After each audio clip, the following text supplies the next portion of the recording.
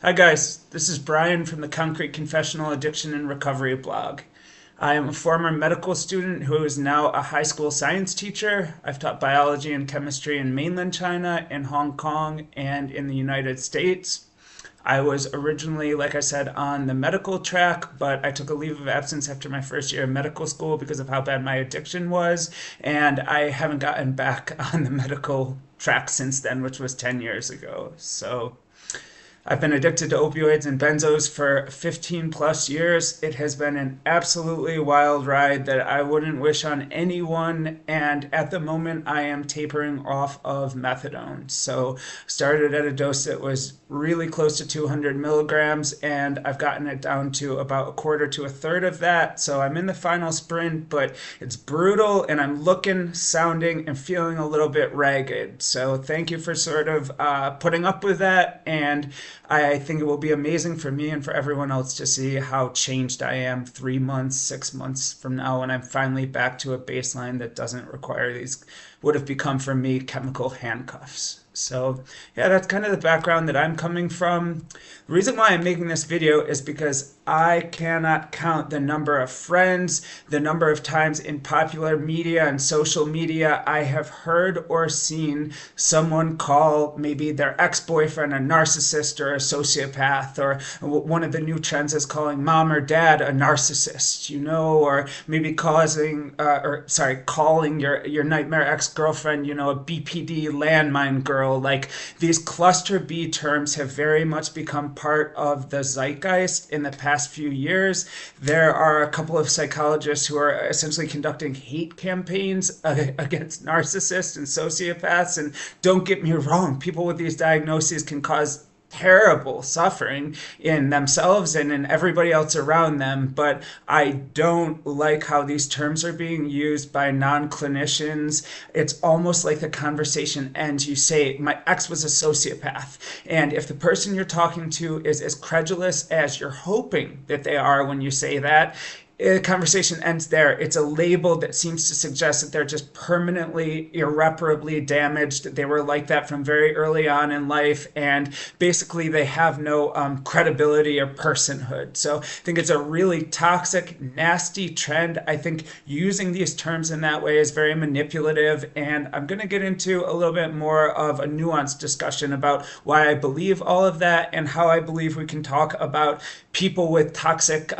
personality traits without inappropriately using this cluster B terminology that comes with a lot of baggage that is totally unhelpful and that detracts from like accurately conveying what's going on in whatever personal dynamic you're trying to discuss. Okay, so this is one of the most annoying trends of 2025. I think it's totally compassionless. It's out of pocket because the people using these terms are not clinically, they're not clinically credentialed to make these diagnoses. And the way that they use these cluster B terms like narcissist and sociopath and borderline and histrionic, it shows a fundamental misunderstanding of differential diagnosis and of these disorders themselves. So it is just across the board, it's lose, lose, lose. So again, this video is 4 reasons why you should stop using terms like narcissist and sociopath to describe people that you have known, with one important exception that I'll get to at the very end of the video. So first of all, what are cluster B personality disorders? Well, according to the Diagnostic and Statistical Manual, the DSM, which is in its 5th edition and is the Bible of mental illness, it lays out every mental illness that you can be diagnosed with, the symptoms, the prevalence in the population, treatment and prognosis. So according to the DSM-5, there are 3 sets of personality disorders, which are exactly what they sound like. They're lifelong problems with the way that people think and feel and relate to others. Okay, so there are 3 groups. Cluster A has to do, you might hear cluster A personality disorders are schizotypal personality disorder or schizoid personality disorder. These have to do with strange beliefs about how the universe works and one's place in it. These people tend to be withdrawn, to have a little bit of trouble with expressing themselves properly socially. So cluster A is this sort of schizotypal group. Cluster C personality disorders are problems with like specific ways of relating to individual people. So what I mean by that is there's an avoidant personality disorder, there's a dependent personality disorder, there's also an obsessive compulsive personality disorder. So clusters A and C, I know I'm going through a lot of information really quickly, and I'm doing that because they don't really matter. Long story short, the people with personality disorders that fall within the A and C clusters, they tend to kind of be, to be off by themselves. In the case of certain cluster C personality disorders, they might have one really problematic relationship, but other than that, they're kind of almost removing themselves from society in a lot of ways. And so it is the cluster B diagnoses that really cause the problems in society, because these are very sort of intense people who tend to pursue what they want with a high degree of just vigor, and they tend to interact with a lot of different people because of the symptoms of these disorders. So one cluster B personality disordered person can have a disproportionate societal impact that, if they have not been treated, can be very, very negative. And anyone who has lived through a cluster B person having an episode of their symptoms being really intense will never forget it. Okay, so we're talking about the B cluster today, and specifically we're talking about 4 disorders that I'm going to run through really quickly. So borderline personality disorder has to do with usually abandonment early in life by a caregiver. So BPD individuals with BPD tend to have a very high sensitivity to rejection and abandonment. They tend to self-harm, maybe through substances. They tend to have an unstable sense of self, and they tend to just have very volatile up and down emotions. Now, HPD, histrionic personality disorder, might sound a little bit similar at first, but HPD is more about attention-seeking behavior. These people might be very interested or even obsessed in their image. They tend to have very shallow, surface-level relationships. They tend to sometimes care a lot about sort of how they're perceived by other people in social context, but not in a narcissistic way, so much as in the sense of just always wanting the light on them, thriving off of that attention, and that they tend to have very labile, very, very up and down emotions, kind of like people with BPD, but it's all centered around, am I the object of attention right now? And if not, that tends to be a problem for these dramatic individuals with HPD. Okay, now the third disorder is narcissistic personality disorder. These people are, in the zeitgeist, again, they are sort of viewed as the most toxic personality type you can imagine, because they think they're special. They think that they're entitled to things that other people aren't. They think that they're better than other people. They tend to manipulate other people to get what they want, and what they want is admiration. What they want is prestige. What they want is to get whatever makes them feel like they're winning whatever social game they think that they're a part of. So that's NPD, narcissistic personality disorder. Now, the fourth cluster B personality disorder is antisocial personality disorder, ASPD. This is what used to be called sociopathy. Those two terms are sort of interchangeable at this point. So these people do not believe that the rules of society apply to them. In fact, many people with ASPD will, especially men with ASPD, will end up in prison at some point for not following the rules, for stealing or fraudulent manipulation or something like that. They don't have a high degree of empathy for other people, although they can learn to cultivate empathy to a certain extent. It doesn't come naturally to them. They don't care a lot about other people, and they tend to have very flat emotions, sometimes alternating with like a very angry state, an angry, riled up state. So that is antisocial personality disorder, ASPD. So when we're talking about cluster B diagnoses, we're talking about borderline personality disorder, histrionic personality disorder. We are talking about antisocial personality disorder and narcissistic personality disorder. One thing that is really important to stress is that they overlap. In fact, some experts think that they're all a single disorder manifesting along a spectrum. And if you have one, there's one cluster B personality disorder diagnosis, that is, there's a 50 to 60% chance that you also have another one. So they co-occur very commonly. Now, in terms of their population prevalence, depending on the disorder and the estimate, usually we get estimates of like maybe between 1 and 3 or 1 and 4% of the population has any one of these diagnoses. And again, remember that they co-occur. So there's a 50 to 60% chance that if you have one, you also have another. Now, these disorders are moderately to highly heritable, meaning there's a genetic component. They are passed down in family lineages, which is why, as I'll touch on later, it's not always a good idea to say mom and dad were both narcissists, because it means there's a really high chance that you've got the same genes and that maybe you have the same problems without necessarily having the insight into you displaying the same behaviors that toxic mom or dad might have. Okay, so really high degree or moderately high to high degree of heritability, meaning you can pass them down through your genes. Also, they're really related to early childhood environment. So a lot of abuse, a lot of caregiver abandonment, a lot of things that are not conducive to a stable childhood that produces a very even-keeled personality. So, all right.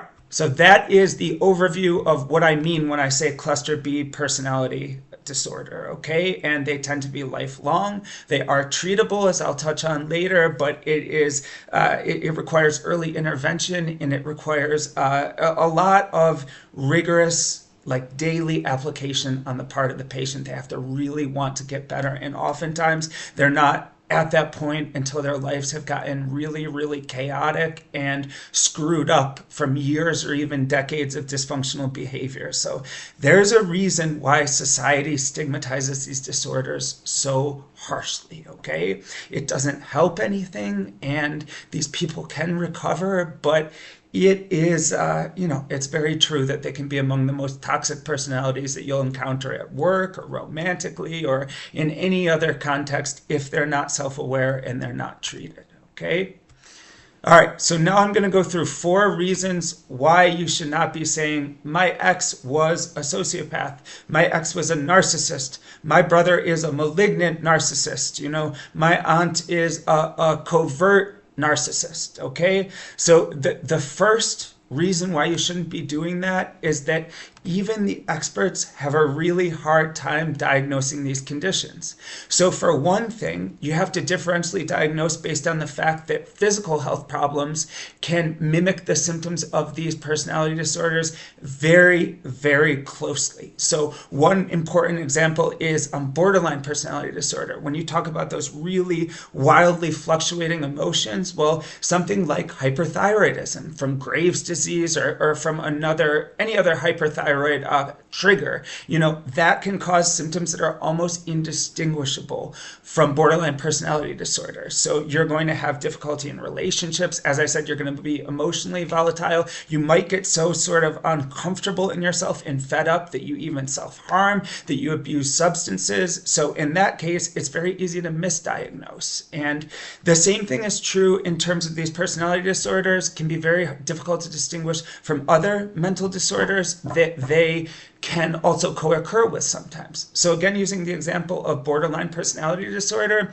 people with BPD have very volatile emotions, just like people with bipolar disorder. So people with bipolar disorder are oscillating often, depending on if it's type 1 or type 2, that they're oscillating between very manic, agitated, energized, sleepless states and depressive states where they're crashed out and that they're not feeling it and they have hard time with motivation and getting things done. So bipolar disorder, for example, can look very much like borderline personality disorder, and in fact you can have both, although there's a lot of controversy around that. So even the top experts, the people who specialize in personality disorders, have to be very careful about differentially diagnosing these conditions. And the fact of the matter is that when it comes to scientific scrutiny, we want to know that we can submit someone's case file or have them interviewed by 3 separate psychiatrists, and that the diagnosis is going to be the same. Given adequate information and test results, the diagnosis will be the same from all 3 qualified psychiatrists. We do not have that with personality disorders. Even with some of the most famous cases of these disorders, for example, Jeffrey Dahmer, who's been alternately diagnosed as having BPD or ASPD or both or neither, even for cases with a really high degree of insight, the experts cannot agree. The diagnoses are not reproducible. And that has led some psychiatrists and other, PhDs in psychology, PsyDs, to question whether these disorders are legitimate. There are also factors related to culture and gender and socioeconomic inequalities that can play into the issues with adequate diagnosis. And for that reason, these are very, very difficult to diagnose. And as a layperson, you should absolutely not be throwing these terms around. I mean, it is something that it's not like diagnosing the cold in your kid, is what I'm saying. It's nuanced. It requires a lot of testing and interviewing. And as I said, the differential diagnosis, the elimination of other physical and mental health disorders that could be responsible for whatever symptoms are going on, that process is very involved and requires a lot of background knowledge. So even the experts have an exceptionally hard time diagnosing these disorders. So as just an average Joe, we should not be using these terms. Why would we use one of the most stigmatizing, nasty terms when we don't have sort of the proper background to make those determinations that someone has a cluster B personality disorder? And when I raise that question, I'm not saying it rhetorically, because I believe the answer is we're trying to manipulate. We're trying to sort of give this appearance of being objective and clinical and just looking at the facts and being medical, but really someone who is using these terms who isn't qualified to use them is being manipulative, which I'll get to later on a little bit more. Okay, so reason one is, again, these disorders are incredibly difficult even for the experts to diagnose. So if you are not, a PhD in psychology, a PsyD, or a psychiatrist with a specialty in personality disorders, you should not be using these terms. Okay, reason two is it's unnecessarily cruel to use these terms. And also, we all show traits of these disorders to some extent, okay? So again, on sort of the surface level, when you first hear someone say, my ex was a narcissist, you might be drawn into that and think okay, well, that sounds like they're thinking about this medically. It sounds like they don't just hate their ex. It sounds like they're really thinking about this from a mental health standpoint, and from maybe even they sound sort of informed because they can list the symptoms of narcissistic personality disorder, borderline personality disorder. And in fact, it's actually the opposite of that. I actually think it's a pretty nasty thing to use one of these labels about someone. It is, again, used as a conversation stopper, as I talked about in the intro. When I hear people use these terms, it's like, my ex was a sociopath. I'm like, boom.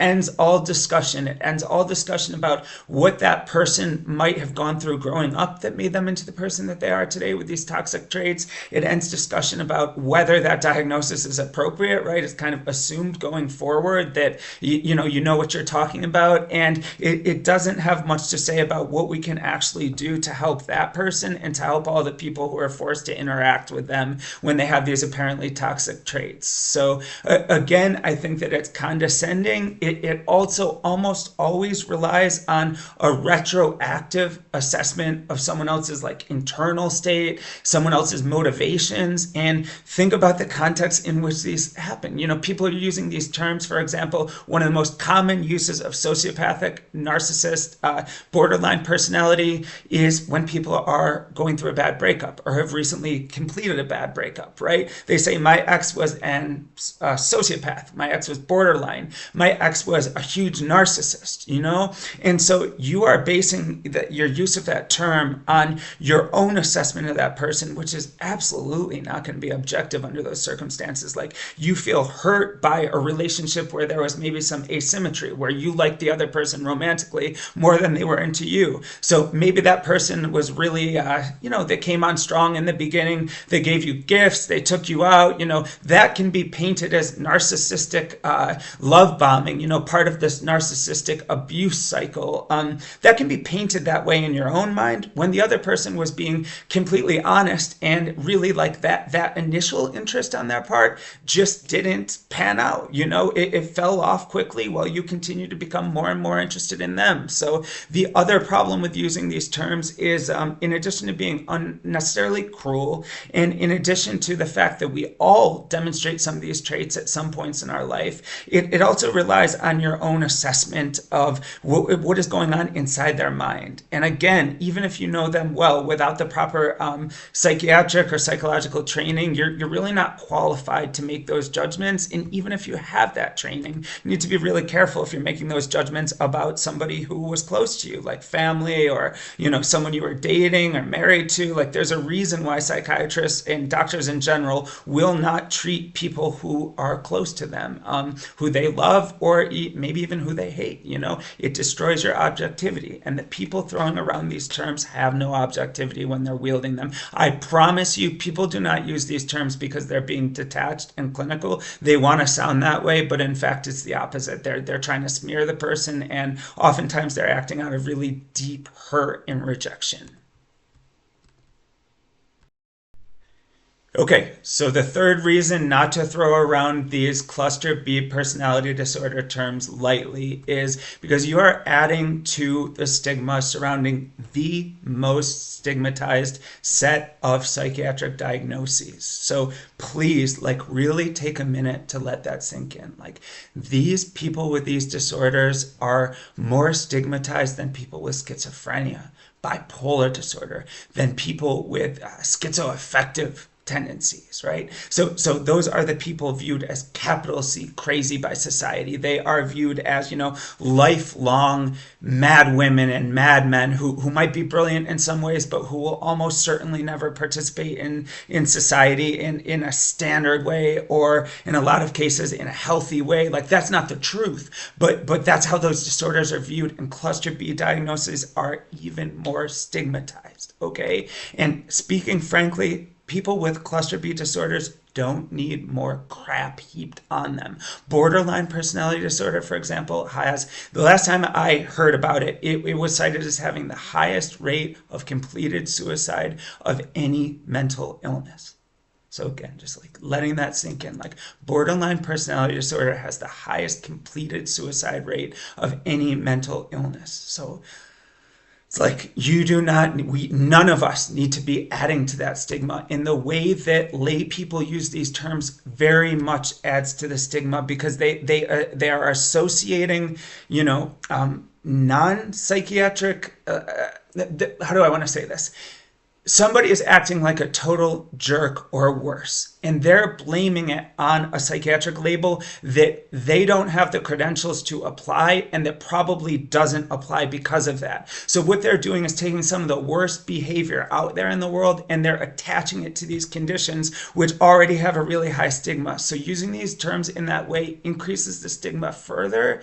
As I touched on above too, these terms are always being used by lay people, I've noticed, as a conversation ender. You want to attach the label because it totally warps the person who you're talking to, their perception of this person who you're talking to them about, and it's a conversation ender. So because of that, this type of use of these cluster B personality disorder terms fuels the popular misconception that the people with these disorders are untreatable, they're fundamentally broken, and nothing can help them. Now, that is not true. People need to be self-aware if they have these disorders. They need to be willing to engage with treatment. But for example, for borderline personality disorder, there's a specific form of treatment called dialectical behavioral therapy, DBT, that was developed. It's about mindfulness, including mindfulness meditation to keep you in the moment. It's about distress tolerance, learning how to be okay with being uncomfortable without acting out because of it. It's about clear communication, and it works.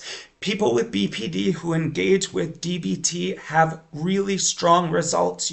They say it might not give you a new life, but it will make the life that you have worth living. And I think it can even do more than that based on anecdotally.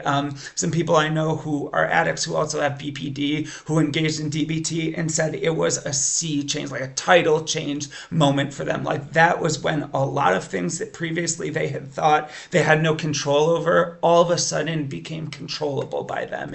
And for a couple of these people, that included their addiction, which of course, like nothing is going to ruin your life more than an addiction that you can't rein in. So there is effective treatment for some of these conditions. Like the earlier on in life they're recognized, the more effective the treatment is, as is true of almost any physical or mental disorder. There's a problem with that because of the level of stigmatization. Psychiatrists do not usually apply these labels when people are under 18. So, typically they're not getting the label and the appropriate treatment until after that. Although, for example, there are some early intervention programs for people, youth with ODD, oppositional defiant disorder, a certain percentage of whom will go on to get the diagnosis of antisocial personality disorder, ASPD. In these early intervention ODD programs for men, young men and young women who are already getting in trouble with the legal system or having a really hard time in school, constantly getting disciplinary infractions, these programs work, okay? So if you have a cluster B diagnosis or you love someone who has one, they are not irredeemable. They can live a good life. Some of the most successful people in human history have had these disorders because they tend to be very restless, which can correlate to high activity. They tend to be emotionally intelligent and good at expressing that, so they can be incredibly artistic and passionate, and they can have this wild charisma because some of the things that hold other people back don't necessarily hold them back. So you can have a wonderful, important life with these disorders, and the way that people throw these terms around totally adds to the stigma, and it takes away from that fact. And that's reason 3 why we should not be talking about people as lay people and attaching these terms to them. All right, the 4th reason, and the most important one, is that if you're throwing these terms around as a layperson, if you're calling someone a sociopath or a narcissist, statistically, it is just as likely or more likely that you are the sociopath or the narcissist compared to the person who you're using that term about, okay? There are 2 reasons for this, okay? One is you're often using it to talk about a family member, and again, these disorders have really high heritability, meaning that the proportion of variation in the population around this trait, so meaning it's a little bit hard. The language around it is a little tough, but basically there's a 40 to 60% heritability for things like BPD and ASPD, depending on the condition and the estimate. That is moderate to high heritability, meaning the genetic component is really strong for these disorders. So if you're talking about a family member and you're calling them a narcissist, a sociopath, you're calling them borderline, it's very likely you have those same genes. And because one of the hallmarks of cluster B personality disorders is it's very tough for people to recognize their own toxic behaviors, it's likely that you're showing these traits and feeding into whatever dynamic you're talking badly about to a third party without even realizing it, okay? And this is true even if it's not a family member you're talking about, because any therapist who works with cluster B patients will tell you that they attract each other like magnets, okay? There are several reasons for this. One reason is they don't heed red flags that other people would heed. The other reason is that they have this intense charisma along with a need to connect with people, to be admired by them, to, in the case of BPD rather, to feel like you have that person to rely on who's not going to abandon you. They also tend to have different boundaries or no boundaries compared to the rest of society, which again can add to charisma, and it can create really intense relationships really quickly. So even if you're applying these terms to someone who isn't related to you by blood, if you keep interacting or forming relationships with cluster B personality disordered individuals, it's very likely that it's because you have a cluster B personality disorder that has not been diagnosed or that you didn't accept the diagnosis of. So long story short, again, this is the most important reason for why you shouldn't lightly use these terms like sociopath and narcissist as a layperson. It is just as likely that the person wielding those terms is the cluster B patient as it is that the person who they're talking about is. So you're kind of giving out a lot of sus vibes that any person with psychological or psychiatric training is going to recognize, that most of the people who are accusing 3 separate exes of being narcissists are not aware that they're giving out these vibes of. All right.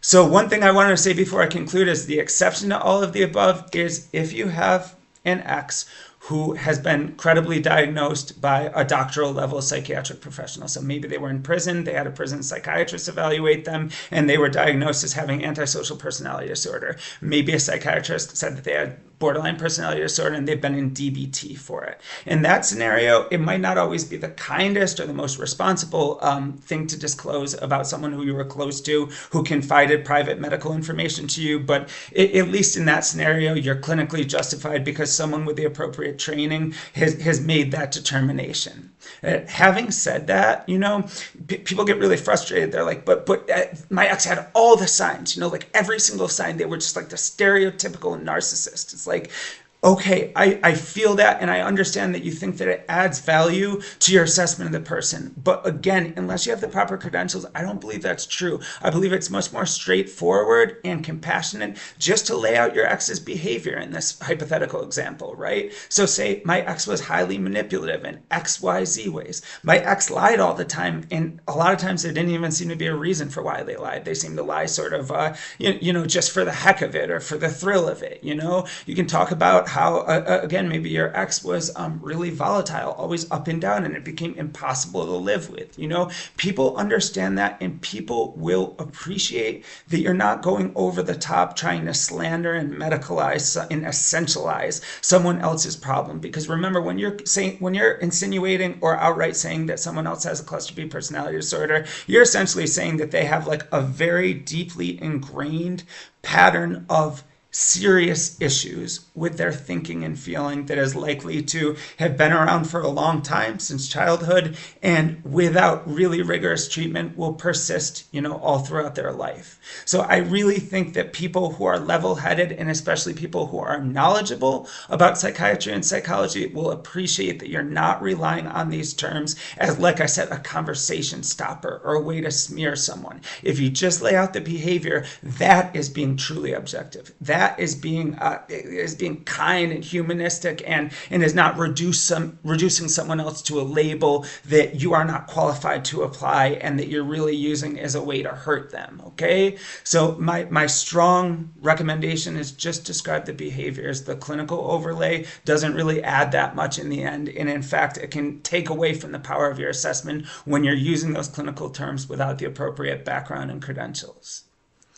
All right, so this is a 30-minute rant. I'm really curious to hear what everybody else has to think about this, because I understand, again, how toxic the people with these disorders can be. I've been in addiction treatment with many people who have cluster B personality disorders, and it can be the hardest thing in the world to deal with when someone is untreated and they are making your life a living hell. So I understand that you want to go to those, there's pattern recognition after a certain point, if you've encountered it before in your life, and you want to go to the clinical term. But, again, there are all kinds of wonderful reasons why you shouldn't do that. So hope this video was helpful. I hope that next time that I connect with you guys, I'm feeling a little bit better, and a little bit better even the time after that. Feel free to drop any questions or any requests for follow-up information in the comments below. Like and subscribe would be much appreciated if you're feeling that vibe. And otherwise, I hope that I'll catch you guys next time. So have a good day, night, whatever.